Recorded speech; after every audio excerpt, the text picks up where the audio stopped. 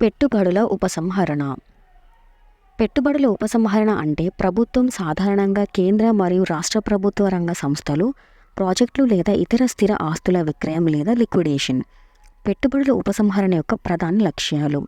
ఇందులో ఆర్థిక లోటును తగ్గించేందుకు, పబ్లిక్ ఫినాన్స్ మరియు మొత్తం ఆర్థిక సామర్థ్యాన్ని మెరుగుపరచడానికి, వ్యక్తిగత సంస్థ యొక్క సామర్థ్యాన్ని పెంపొందించడం కోసం పిఎస్యు యాజమాన్యాన్ని వైవిధ్యపరచడం, సామర్థ్యాన్ని పెంపొందించడానికి మరియు వారి ఆర్ మరియు డి.